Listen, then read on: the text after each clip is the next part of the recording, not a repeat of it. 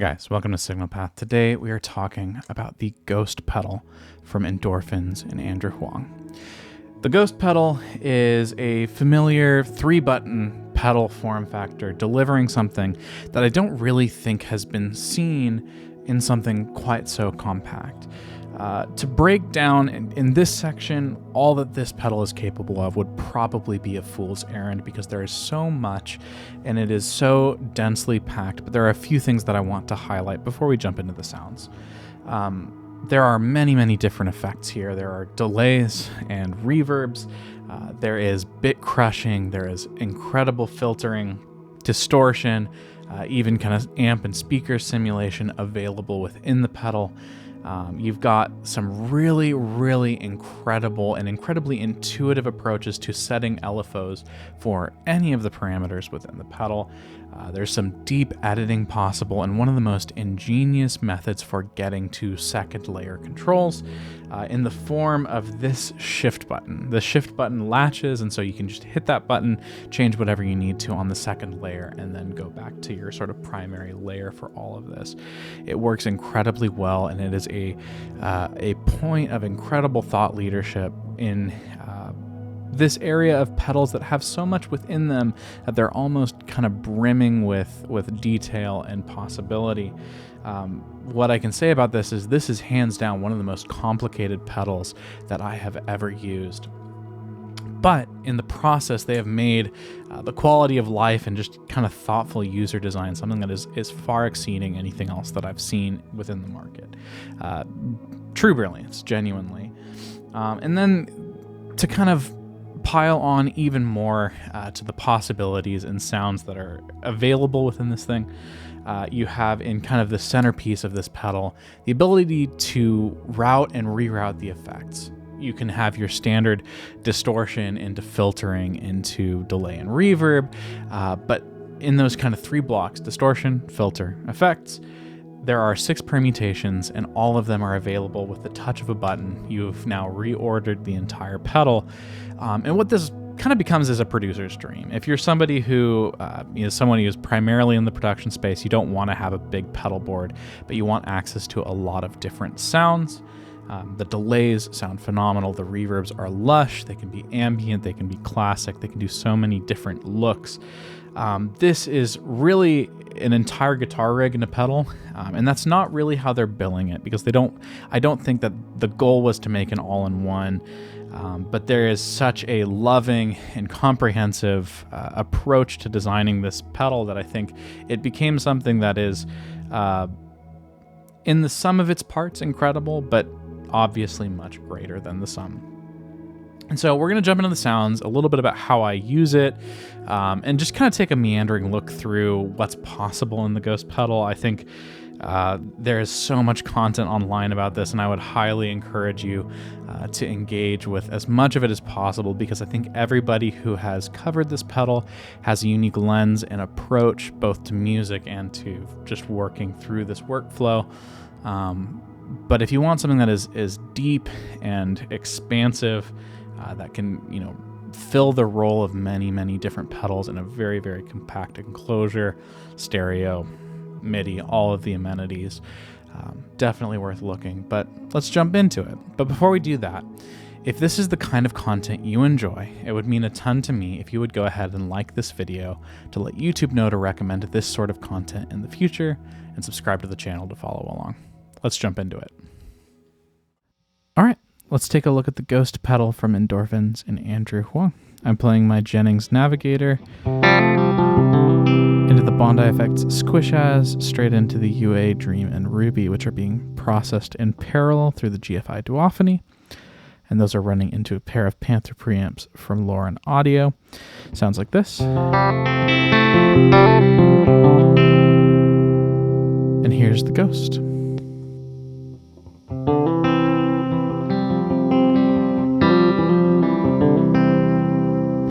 So we're going to start off pretty subtle, and we're going to walk through each of the sections that are kind of available within the Ghost. At the very top, we have volume. On the top layer, we also have delay.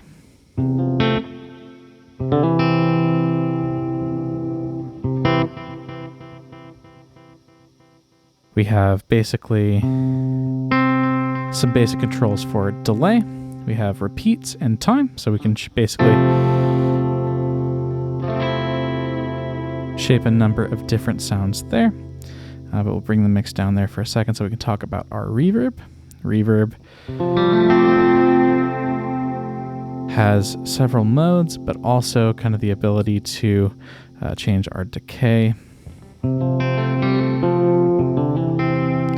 We have a filter that is right now set to low pass or high pass.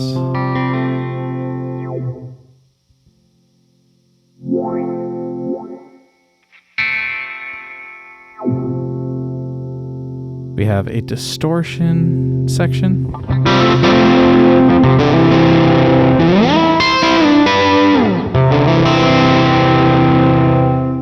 We have overall mix, so if we wanted a crazier sound like this, and we wanted kind of to drop the mix back,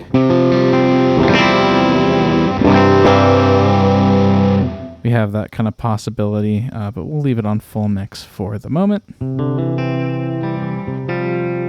And then we have our kind of modulation and LFO section, which we will touch on in just a second, because there's a couple other layers and things we need to look at. On the bottom, we have a switch that allows us to switch between different modes of reverb and routing, which is, I think, really what makes, one of the things that makes the Ghost tick is the ability to basically take our distortion section, our effects section, and our filter section, and kind of put them in different orders that suit the needs of whatever we're doing. So we're going to start with what I think is probably the most traditional setting, which is distortion into filter into effects. But we're going to mix that up and really show a number of different approaches that I think are very, very interesting. But before we do that, we need to talk about secondary functions of these knobs. One of the things that I love about this pedal in particular that I think most sort of deep editing pedals could learn from is two things. These LEDs will show you with the color and brightness of their LED where your overall setting is. So if I turn reverb down, that light goes out. If I turn reverb up, it becomes very, very obvious that that is bright, indicating a high setting. If you're somewhere in the middle, it dims it to a point that's useful. But where many pedals require you to hold down a foot switch or, kind of have like a two-handed approach to editing, this one has a shift button, which is just brilliant. With the shift button, what it allows me to do is basically go between layer 1 and layer 2. You can see kind of next to the text on each of these knob labels, clearly labeled what this secondary function is. When I hit shift, now this is no longer a volume knob. This is our kind of overall crushing. So if I turn this up,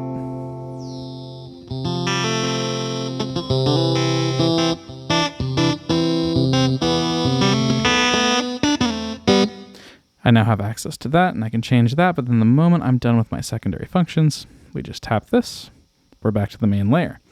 What's nice is it's latching. If you really want, you can hold that and then let go and it'll bring you back, but I like the latching behavior of this quite a bit.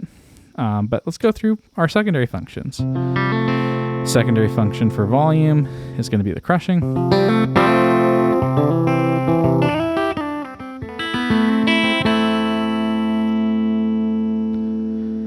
In the delay section, and let's turn on the delay so we can hear it. We have an overall delay tone, which is a tilt EQ.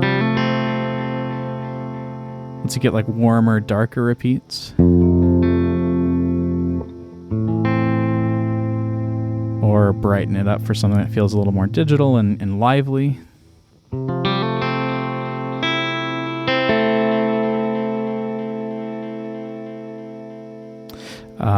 On the left side for time, we can basically enable MIDI clock. We're just going to use the internal clock for this video, but it's available there. And then the repeats knob houses basically delay taps if you're listening on headphones or in stereo. We've got basically a ping pong setting.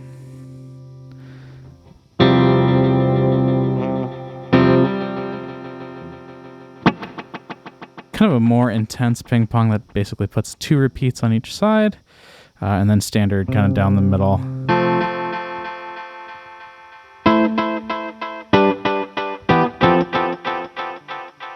And so you can really customize how your delay feels and how it sounds. And then you're, back to the main layer. On the reverb side, similar thing here, right? We've got our reverb. We have the ability to change our tone. Super dark over to quite bright. And let's, again, kind of bring up our mix as well as our decay just a hair.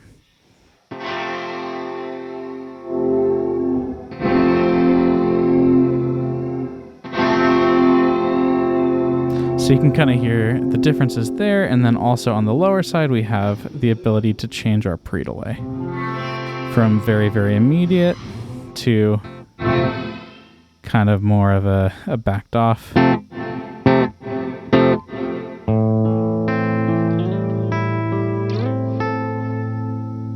So really, I would say most of what you need to kind of dial in a great sounding reverb. We're going to go a little bit more full-bodied, a little bit longer decay.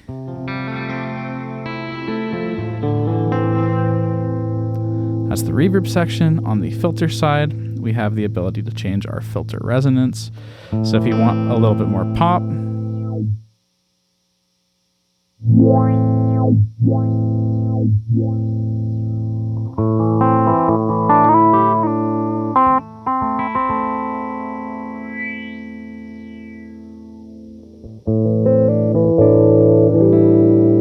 this can be really fun with the crush.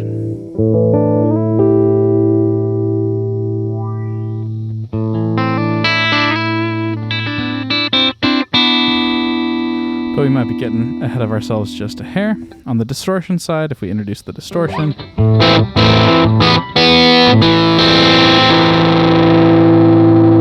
we have control over tone.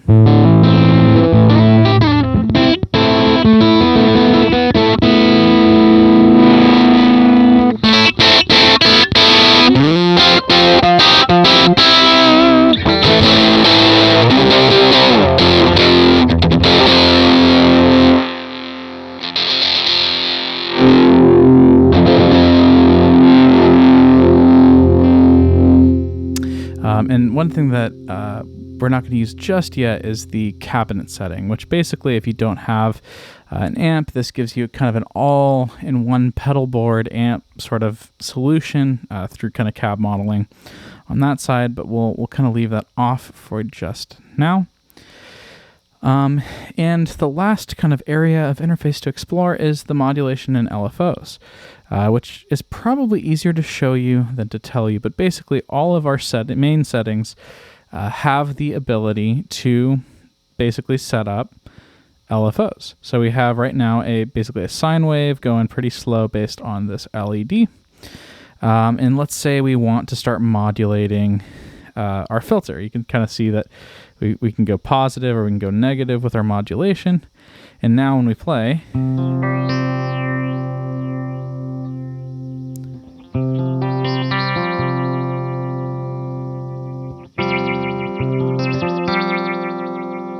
we're now modulating our filter. That's not all though, because we can start modulating other things at the same time. We could modulate, if we go back out here, let's set a very, very short delay with a little bit of mix.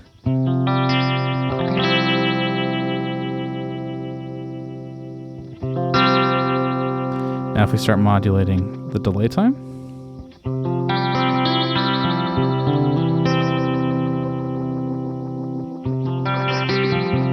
we've now kind of created like sort of a chorus.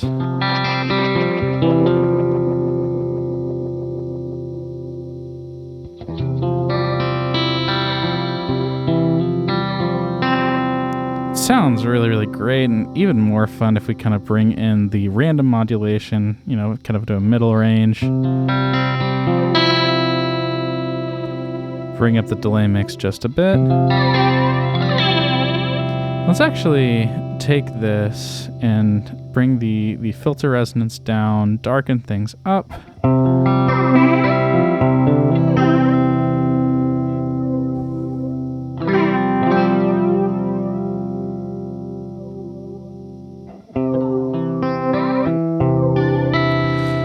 And let's add a little bit of that crushing again.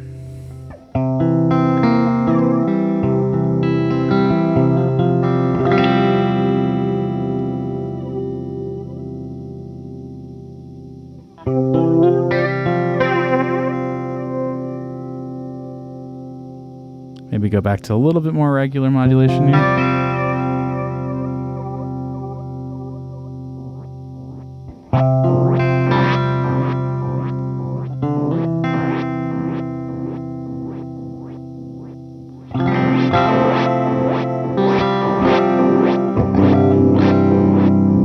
So that gives you a little bit of an idea of basically how the modulation works.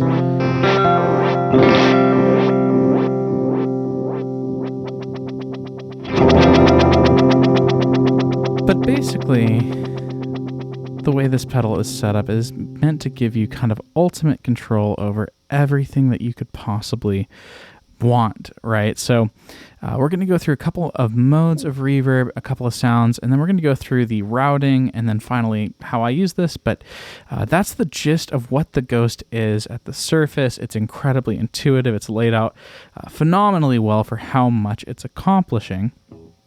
But let's go mode by mode now and take a look at the sounds. Starting with our kind of reverb modes.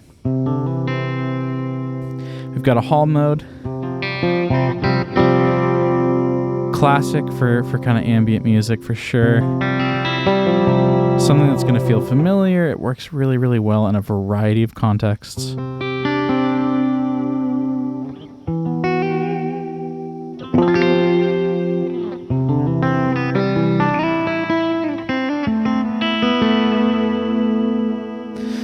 But if we start to push the reverb past this point over here,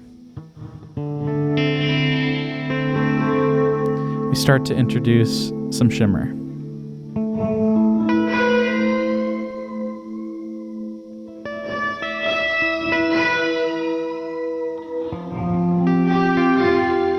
And the further we push it, the more intense that shimmer becomes.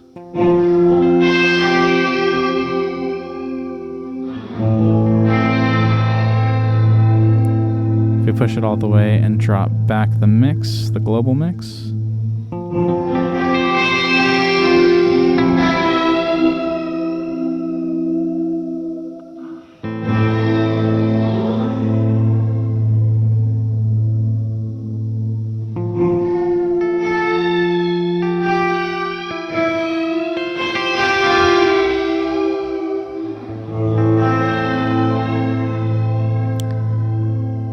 if we switch over to the reverse,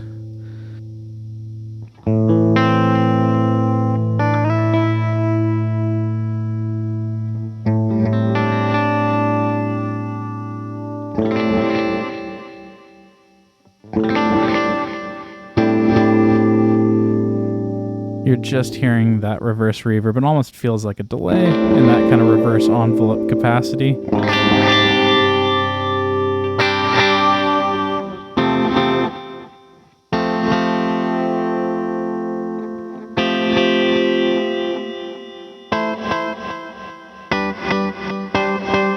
Gets quite grainy in this setting.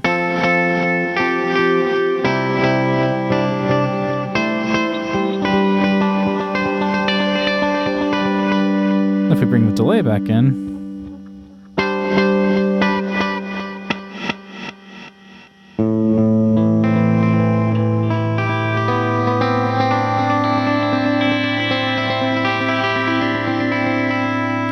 turns into this really like nice melange of kind of fun sounds. If we bring the delay time a little bit further out, kind of creates this fun like layers of ambience.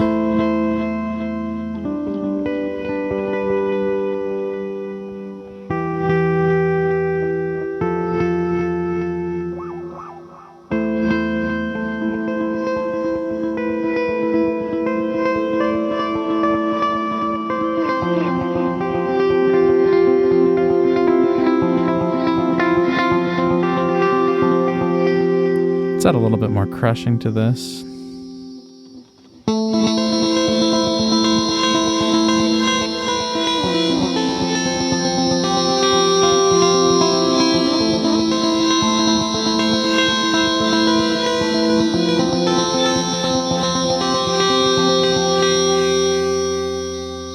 Let's split the difference on crushing and add a little bit of the distortion.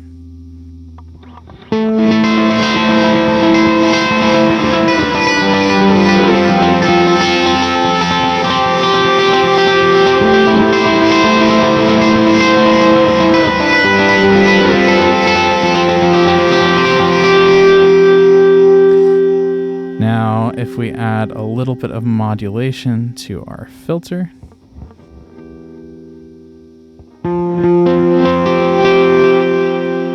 As well as a little bit of resonance.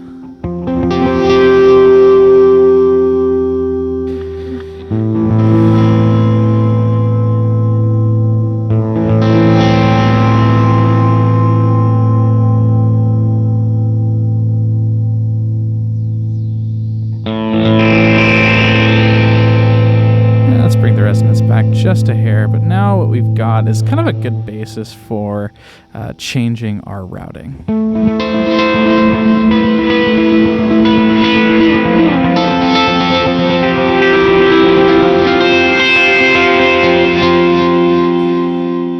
So, right now we have the traditional distortion filter effects. Let's cycle through the 6 different configurations and see how it changes the sound of just this tone that we've kind of set up here.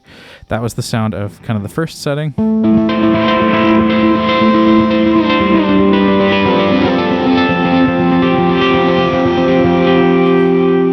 Let's move to distortion effects into the filter. So filter is last, but that is the only major change.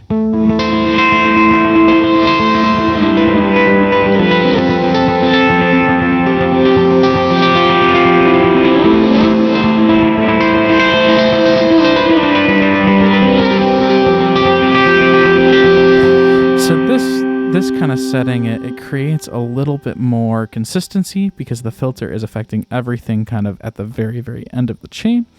But it's also a little bit more, like, I would say, subdued. It's kind of more in the background. Really, really nice, but, you know, kind of something that's like, wouldn't be your lead tone per se, but it has a really nice kind of textural quality. Now, with this version, the filter is before the distortion, very, very beginning of the chain.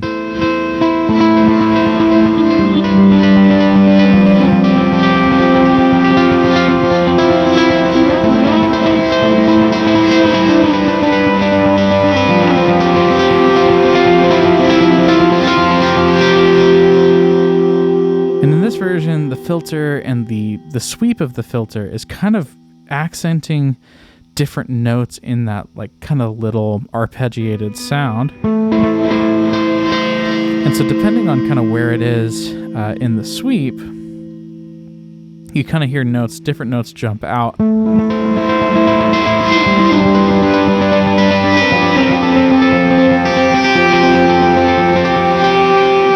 I would say probably a little bit better for our kind of, you know, lead tone scenario if we wanted that, if you ramp up the speed.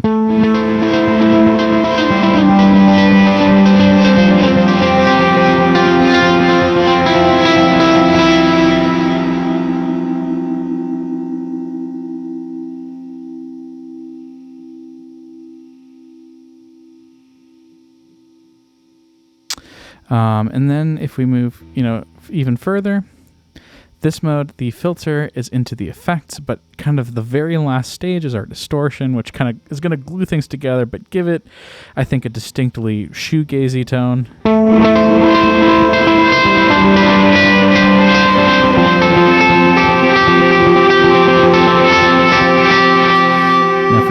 if we crank up that distortion a little bit.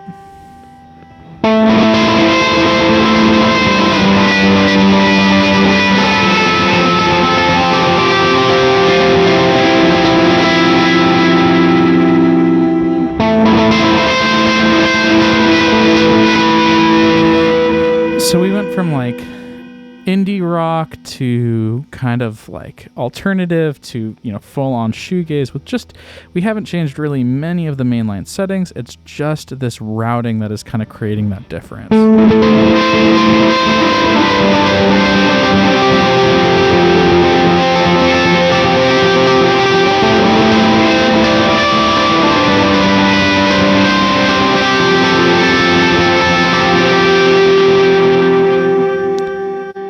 Effects just into the distortion, into the filter. Now we've placed the filter at the end, but it's still got that effects into distortion shoegaze approach at the front.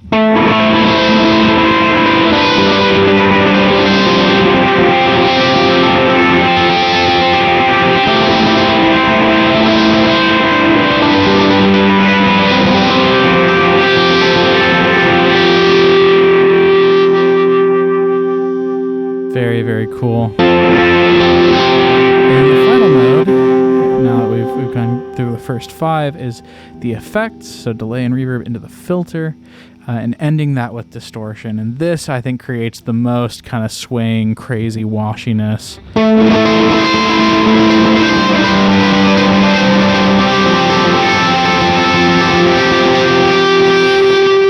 If we really want to go for it, we can increase the resonance of the filter just to really bring out the sweep of the filter.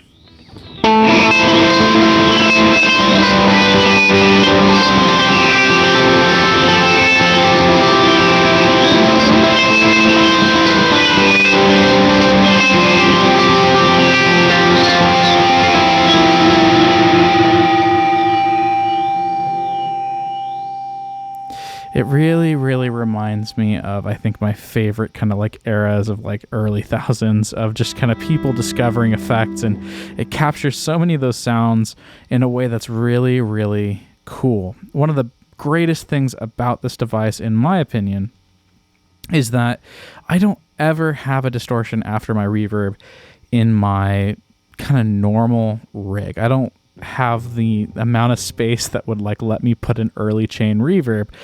But I do like the sound, and this sort of does it for you. It's got the distortion, it has delay and reverb, and so basically what you can do with this is you can use this as like a main delay, but then when you need that early chain kind of vibe where there's distortion after, you don't have to commit that to a mono point in your chain.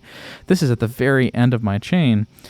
And it's something that is in stereo, but it allows me to have that stereo distortion that you need to create those shoegaze kinds of tones. So it works wonderfully for that kind of application. And then the ability, like just to go back to the first sound.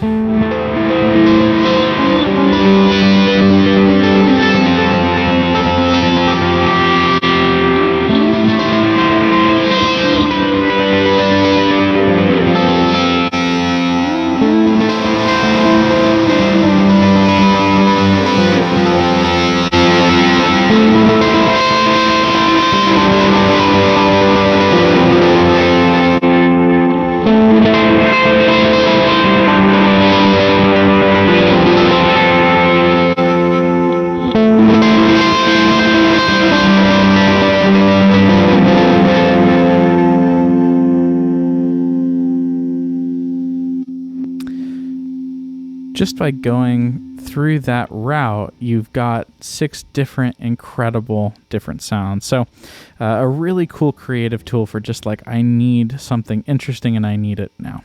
All right. So let's take a look at a couple other components. We've looked at the reverse reverb, and we kind of got caught there for a little while, but I think it was kind of a cool spot to stop in. But let's go through and isolate out the reverb again. So we're going to kind of kill our modulation, kill our filter, and hit the spring reverb last. So if you set things to extreme enough settings, it will actually oscillate.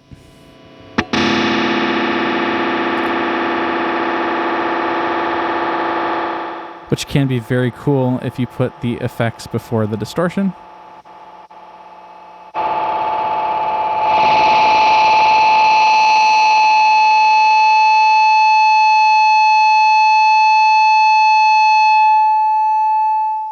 You can kind of get some really, really cool kind of like oscillating sort of morphing sounds out of that. You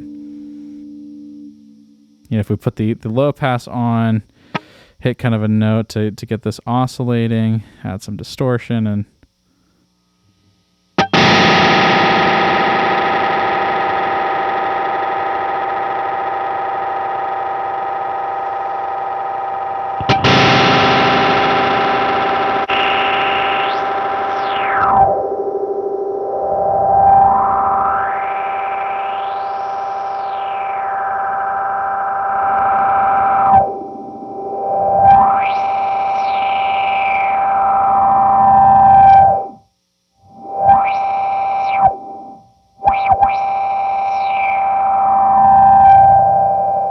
some really, really cool stuff to get lost in like that.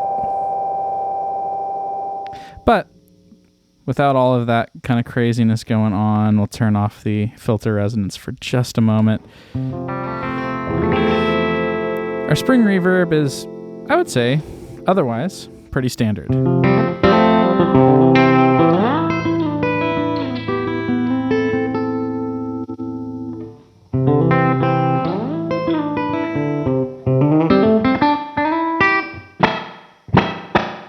It gets kind of drippy if you want it to.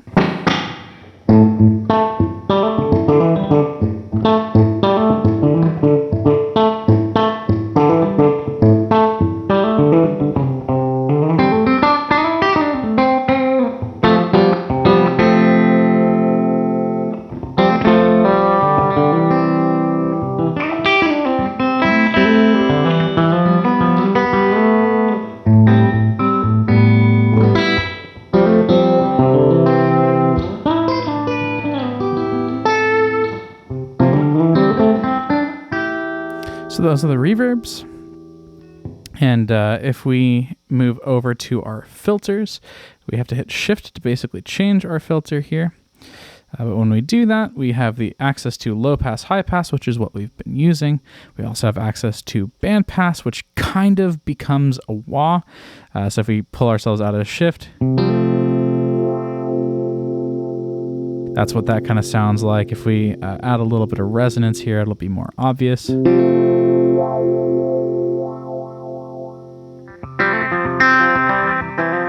So one kind of fun thing you can do is add quite a bit of resonance, and let's talk about our envelope shape on the modulation, because what envelope basically does is it looks at the incoming audio and generates a signal. So if we go to our modulation setting, set our modulation to target the filter, we can now create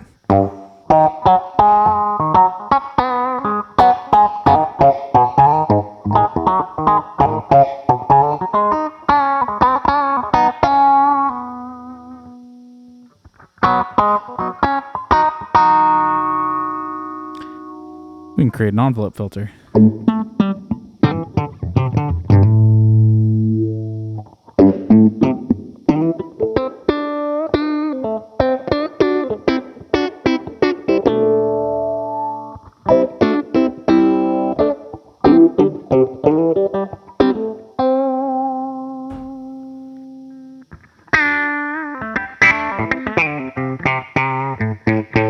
If we add a little bit of distortion,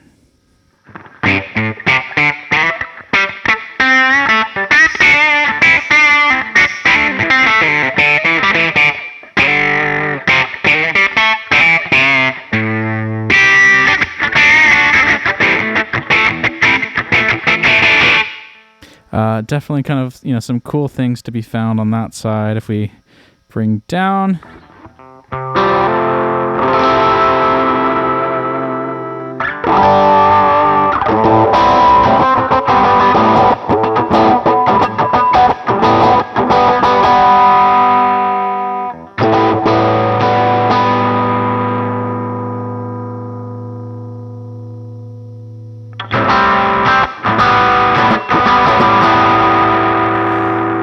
with the envelope setting as well, we can kind of do some cool things with, let's kind of set something up to change our delay time. And we can kind of go back to that sort of modulated, very, very short delay.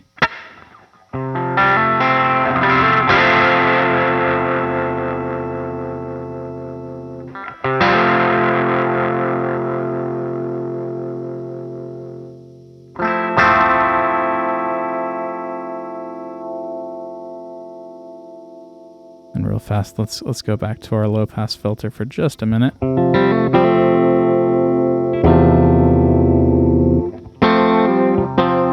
can kind of create dynamic modulation using our envelope filter here, or sorry, envelope follower in the modulation section.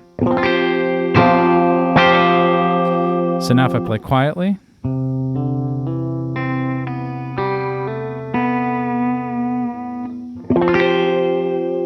the deeper I play, the wider the time gap between the delay and the playing gets. So you can kind of create some dynamic modulation. You could also do this, very simply if you wanted to kind of add some mix with the envelope. If you kind of bring this down, you can see that it's as I kind of hit it, it is, getting brighter. So let's, max that out and bring this all the way down.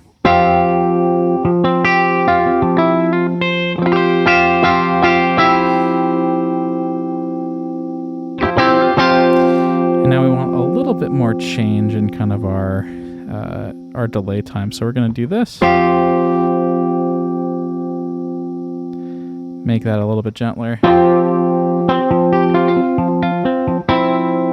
And now you can see we are affecting two things at once. We're affecting the time and the delay, where when we hit it, it's changing the delay time and it's mixing in the delay to give us that kind of dynamic modulation.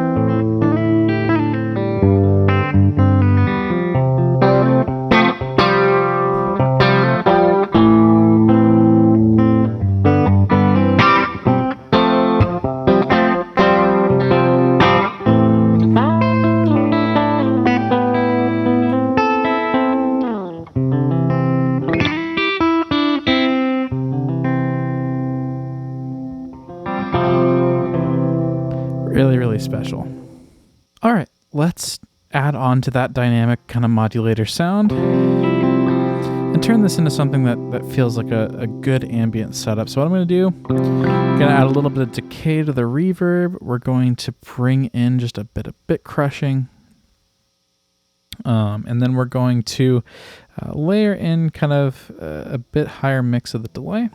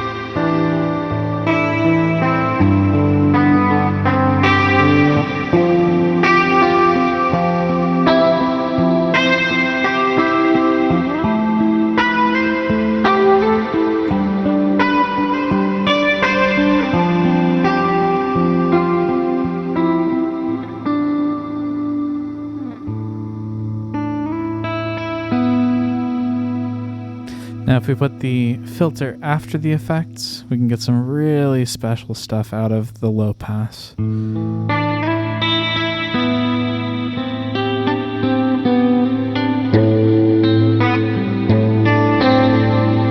Just adds a nice richness, and if we bring up the resonance just a hair to kind of give the border of that filter a little bit more personality.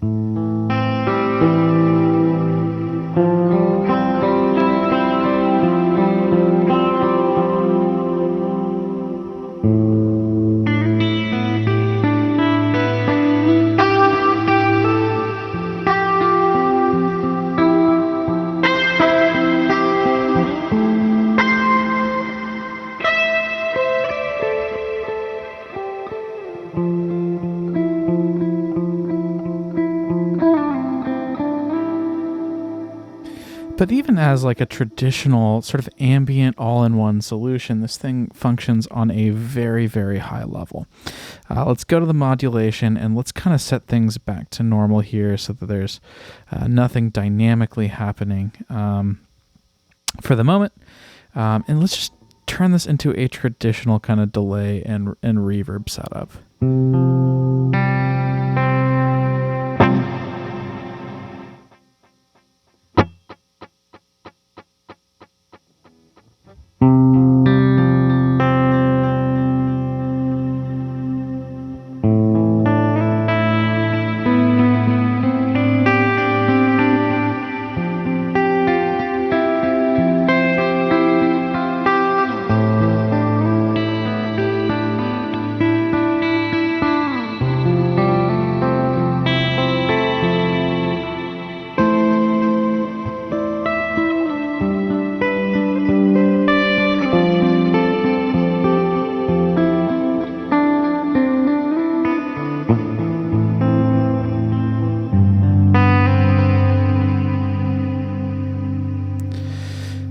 It really kind of functions in an all-in-one capacity. There's so much customization possible. You've got, like we walked through all of the audio parameters, but then so many different and cool creative ways to control it. I think the last thing to look at is really just the different kind of modulation modes. And I think the best way to do that is with the filter, I think in kind of our bandpass mode, just so that it is the most obvious. But we're gonna, just kind of set up some modulation and kind of step through our different settings for kind of modulation mode, just to kind of hear that.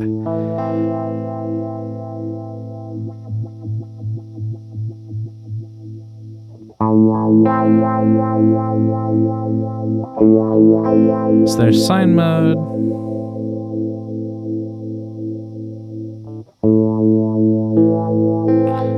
Kind of a sawtooth, square,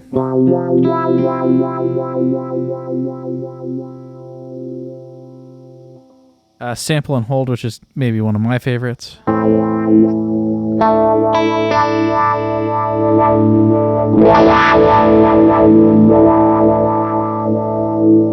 random,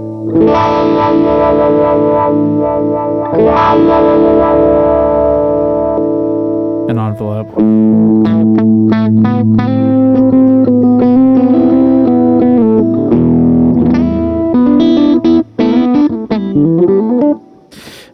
But that's really kind of the bulk of what the setup of the Ghost is. This is one of those pedals that I think it could function as your entire pedal board, especially if you're somebody who is like mainly like a synth player who needs to cover some guitar parts live, or just wants something that can sit in the studio and give you a wide variety of really, really killer guitar tones